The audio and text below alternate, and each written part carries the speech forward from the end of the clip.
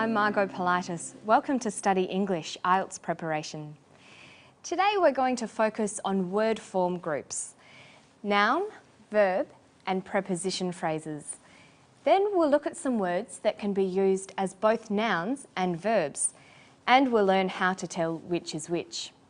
But first we visit an automotive factory, a place where they build cars, and we see how a new piece of machinery is helping to avoid mistakes in the manufacturing process.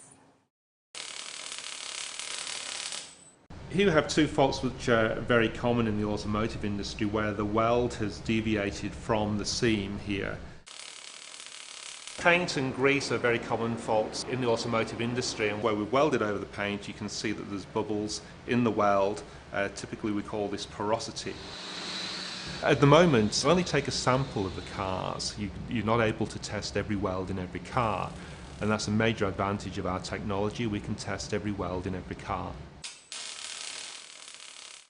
Understanding English is much easier if you understand how words can be grouped together.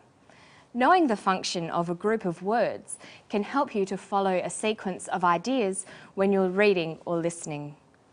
The main word form groups are noun phrases, verb phrases, and preposition phrases.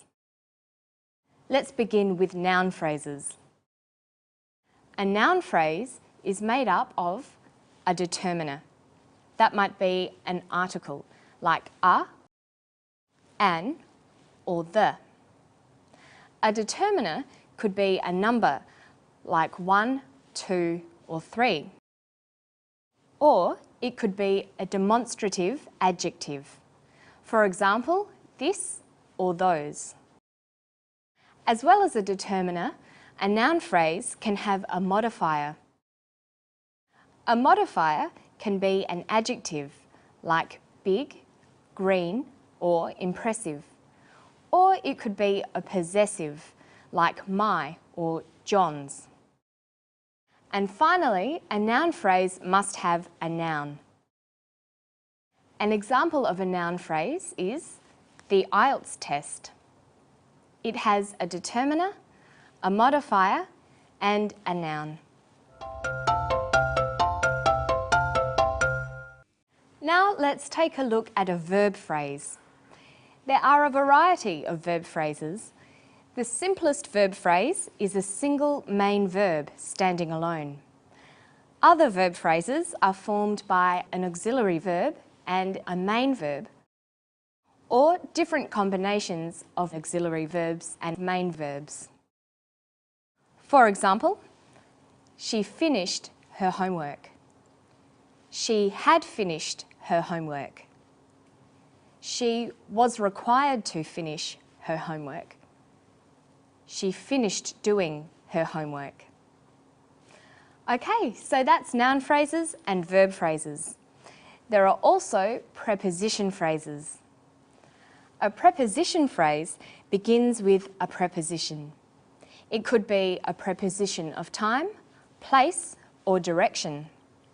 So a preposition phrase starts with words such as at, on, during, up, or down. Let's put a noun, verb, and preposition phrase together. In the sentence, the IELTS test finished at 1 o'clock on Friday, we have a noun phrase, a verb phrase, and a preposition phrase. The function of verb, noun, and preposition phrases depends on their position in the sentence. Noun phrases are often subjects. They usually come before the verb phrase in a sentence. The noun phrase tells us everything about the verb in the clause that follows. Let's listen to Dr. Trevor Gore. He's talking about faults or weaknesses that occur at points that have been welded together.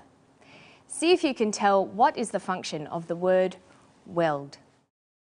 Here we have two faults which are very common in the automotive industry, where the weld has deviated from the seam here.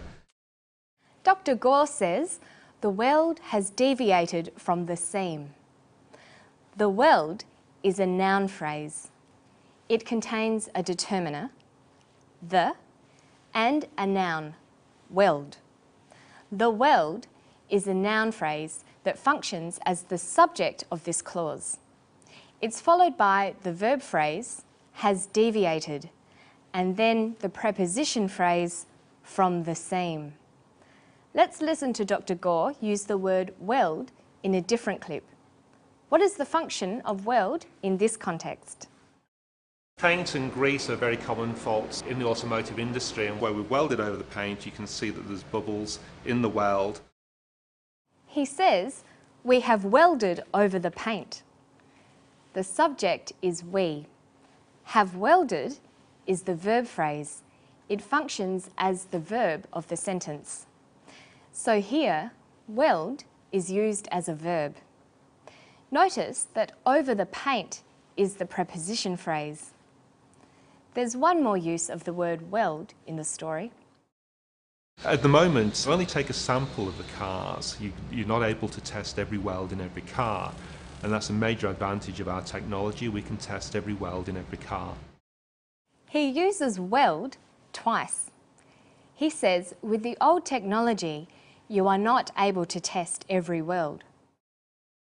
But when talking about the new technology, he says, we can test every weld. In both of these sentences, weld occurs with a determiner. The determiner is every. So weld is used as part of a noun phrase, every weld. It's a noun. It occurs after the verb phrases are not able to test and can test. So here the noun phrase every weld is an object. We've seen how different word forms can perform different functions. For example, weld is used in today's story as both a noun and a verb. There are quite a few words in English that use the same word for both the noun and verb form. Listen for some other examples. Paint and grease are very common faults in the automotive industry, and where we've welded over the paint you can see that there's bubbles in the weld. Typically we call this porosity. At the moment, we only take a sample of the cars. You're not able to test every weld in every car, and that's a major advantage of our technology. We can test every weld in every car. Dr. Gore says that you only take a sample of the cars. The word sample can be used as a verb or a noun. What is it in this sentence? Sample occurs after a determiner, a. So we know that it is the noun in a noun phrase. He also says you are not able to test every weld in every car. Like sample, test can be a noun and a verb. Here, test is part of the verb phrase are not able to test. It's a verb. So you can see that it's a good idea to study a sentence closely for noun, verb, and preposition phrases if you're confused about meaning. Let's take a quick look back over what we've looked at today. We practiced identifying and using noun and verb forms in different functions. We looked at what makes a noun phrase, a verb phrase, and a preposition phrase. And we finished by looking at words that are both nouns and verbs. There are many more examples and exercises on the Study English website, so don't forget to log on for some more practice. It's at abcasiapacific.com/studyenglish. And I'll see you next time. Bye-bye.